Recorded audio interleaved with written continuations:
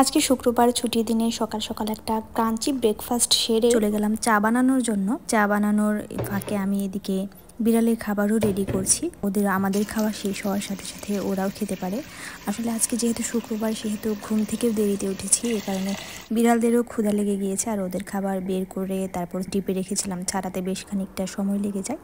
তো এখানে মিষ্টি কুমড়া আর রুই মাছের মাথা দিয়ে দিয়েছি। ওরা এটা খুব ভালো খায়, ওদের যেহেতু পেটের প্রবলেম, এটা ওদের জন্য ভালো। দিকে চা বসিয়ে দিয়েছি, দুধ চা। আজকে অবশ্যই দুধ চা খাবো, কারণ ছুটির দিনে আমার দুধ চা না হলে ভালো লাগে না। মনে হয় যে একটু আয়েশ করে দুধ চা খাই। তো এখানে দুধ চা ঢেলে নিচ্ছি চায়ের কাপে।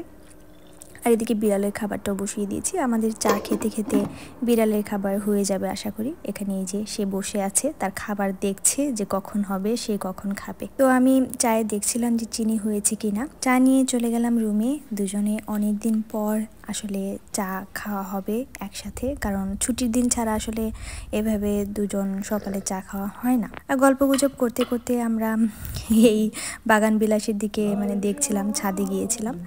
আর তারপর এসে দেখি বিড়ালের খাবারও হয়ে গিয়েছে। তো এটা আমি কাটা বেছে দিচ্ছিলাম। এখন দেখি খুব মজা করে খাচ্ছে এই মিষ্টি কুমড়া দিয়ে রুই মাছের মাথাটা। ওরা খুবই মজা করে খায়। তো দুজনের খাওয়া দাওয়ার পর্ব শেষ করে ওদের সাথে সময় কাটিয়ে আমি চলে গেলাম আজকে যেহেতু ছুটির দিন মাথায় একটু তেল লাগানোর জন্য। শীতকালে তেলটা জমে গিয়েছে, নারকেল তেল। আর এই তেলের গন্ধটা আমার এত ভালো লাগে। এটা দেখতাম আমার ফুপিরা, আমার দাদিরা ব্যবহার করতো, আর এখন আমিও ব্যবহার করি। এটা অনেক দিন ধরেই আমি ব্যবহার করি, আর এটার গন্ধটা খুব ভালো লাগে। আর যেহেতু এটা দেশি একটা ব্র্যান্ড আমাদের, সেহেতু এটার ব্যাপারে আসলে নো কম্প্রোমাইজ। আমি অনেক তেলই ব্যবহার করেছি, নাম মেনশন করবো না, বাট ওগুলোতে আমার প্রচুর চুল ওঠে। বাট এই তেলটা আমি দেখেছি যে আমার চুলের জন্য খুব স্যুট করে। আর গন্ধটা আমার, বিশেষ করে গন্ধটার জন্যই আমি এটা আসলে ব্যবহার করি। আর উপকারে পেয়েছি, এই কারণেই ব্যবহার করা। অনেকে অনেক ধরনের তেল ব্যবহার করে, যে যেটাতে আসলে উপকার পায় সেটাই কিন্তু তার ব্যবহার করা উচিত। তেলটা লাগিয়ে আমি চলে গেলাম টেবিলে, রান্নাঘরে।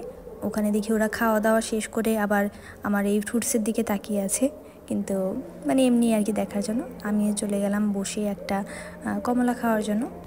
তো ওই আমার কফি, ও খুব সুন্দর করে দেখছিল আমি কিভাবে কাজ করি। প্রত্যেকটা কাজের সময় সে তাকিয়ে থাকবে।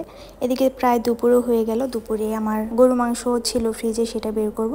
আজকে আসলে হ্যাসেল নেইনি যে আবার নতুন করে রান্না করবো, এ কারণে যা ছিল তাই দিয়ে আর কি কাজ চালিয়ে নেব। এখানে ওরা রোদ পোহাচ্ছে, রোদ এসেছে, রোদ একদম বসে আছে। এই আমার খাবার দাবার রেডি হয়ে গিয়েছে। ভাত, গরু মাংস আর কিছু সালাদ করেছিলাম, শসা, টমেটো আর গাজরের। এখানে একটা শাক রান্না করেছিলাম। এটা দিয়ে আজকে দুপুরের খাবার হয়ে যাবে আশা করি। আসলে আমাদের দুইজন মানুষের জন্য তেমন রান্না করতে হয় না, যা আছে তাই দিয়ে আমি চেষ্টা করি খাওয়ার জন্য, বাট হেলদি খাওয়ার জন্য, যাতে হেলদি থাকতে পারি। সাথে একটা নামাজ থেকে আসার সময় একটা মাউন্টেন ডিউ এনেছিল, একদম ছোট, কারণ বড় আনলে দেখা যায় যে বেশি খাওয়া হয়, বাট ছোট আনলে দেখা যায় যে কমই খাওয়া হয়। আর এটা তেমন একটা খাই না, বাট ছুটির দিনে চলে।